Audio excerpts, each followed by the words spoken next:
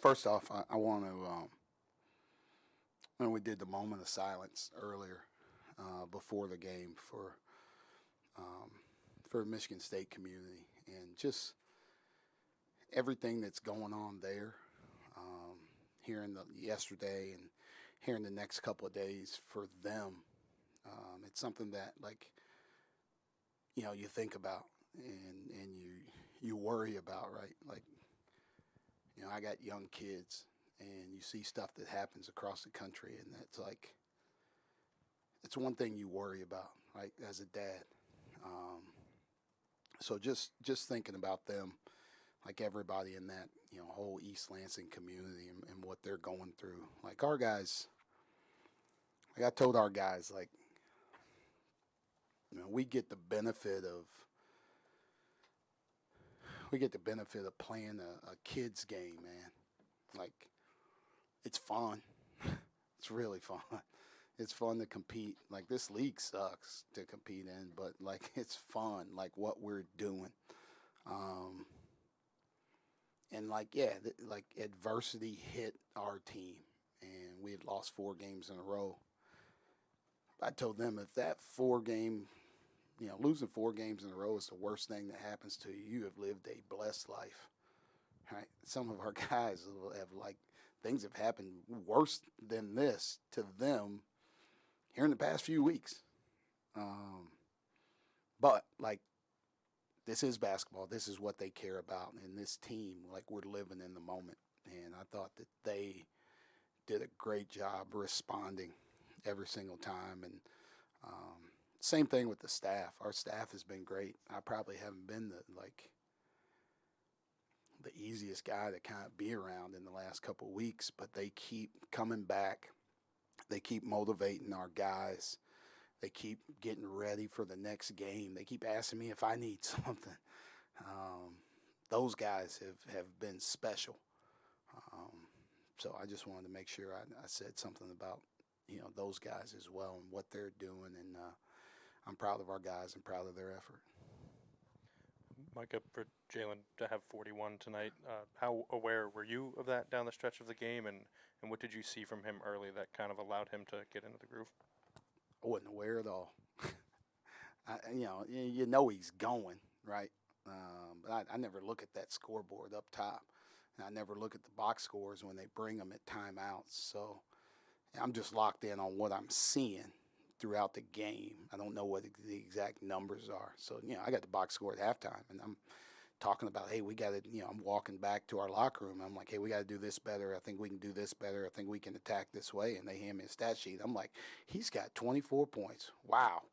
Right? And then I don't know what the crowd's cheering for at the end of the game. I have no clue. And then I look up. I'm like, he's got 40. So, that's special, man.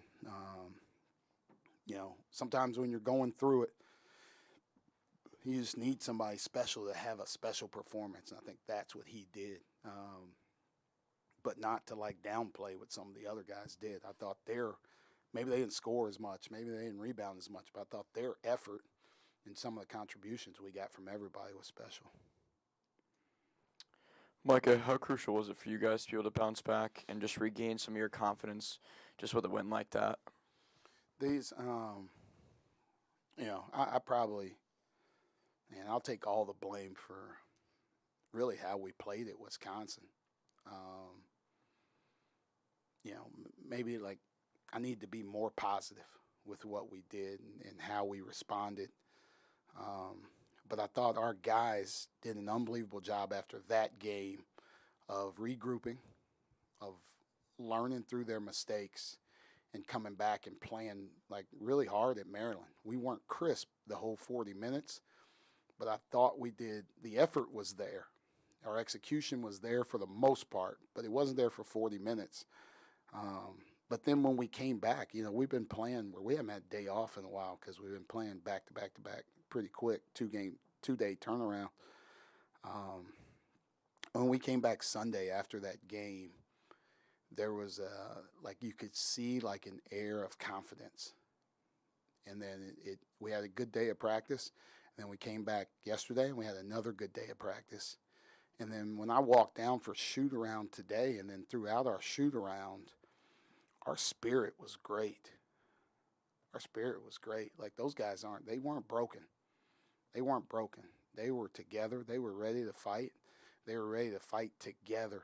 And I think that's the biggest thing is they didn't let anything affect them, right? That's, a sign of maturity. That's a sign of a group that's together. And like I said, I'm proud of those guys. They're winning despite their coach.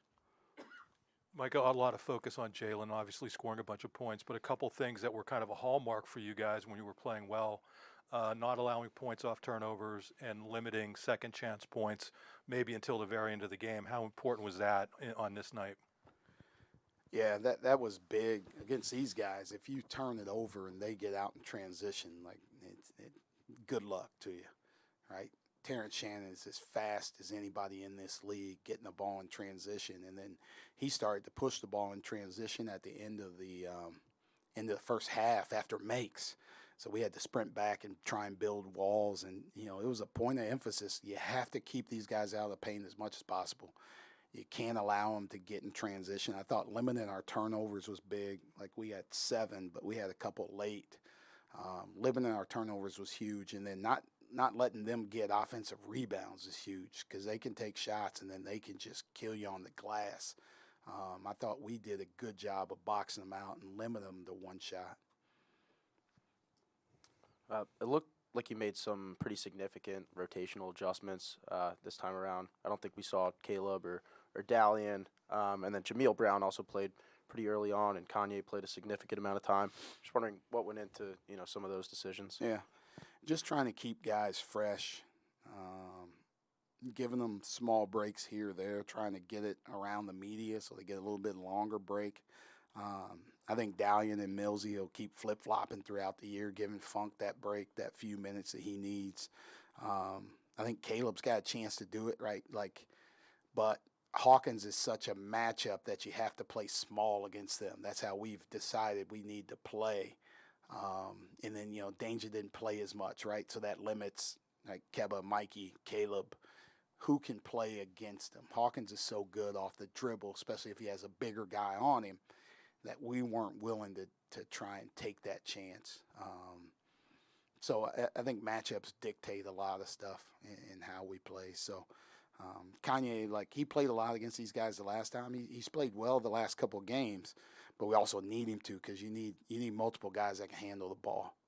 So having him, having Pick, having Cam, you got two of those guys out there the whole time. So now, Terrence Shannon was hounding Pickett full court. So now one of those guys can bring it up, and it conserves his energy, right? Where he doesn't have to 94 feet against a good defender.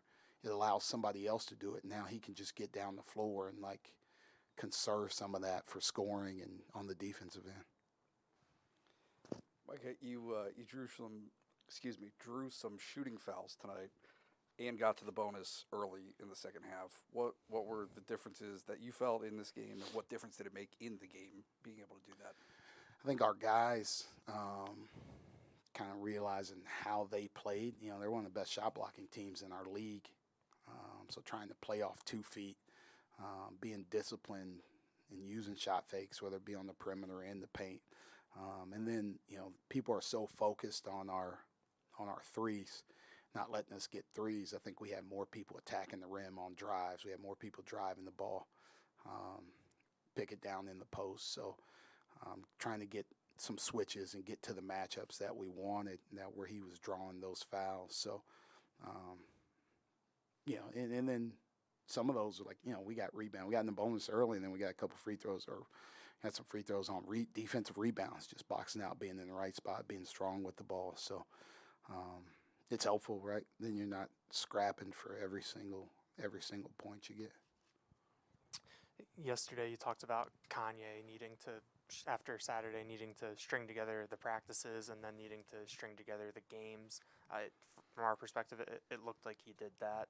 What did you see? What did you, learn about him or see from him, yesterday into today? Yeah. I mean, you play a game like he did at Maryland, right? And then you come out for walkthrough the next day and you're still not starting, right? How do you react to that? and he was okay with it. It was time to, like, let's get back to work, right? Like, let's, I don't think he's got the air of I've arrived. He's still a worker. He's still a guy that there's a lot to learn, and sometimes it's beneficial for him to start the game on the bench because now he can see how they're guarding stuff, right, in the moment. He didn't have to do it in the moment right at the start of the game of, like, they switch up a defense different than how we've practiced it. Like, how do you react to that, right? Now he can sit and watch it for 4 to 5 minutes, figure out how people are guarding things. He can sit next to one of our assistant coaches and talk through it. So now he's better equipped, so when he gets in, he can do it, right? That's, the benefit of having Cam and Pickett, where they can react to things just because they played a lot. They can react to how, different matchups that they may start with or different coverages, pick and roll, ball screen, whatever it may be.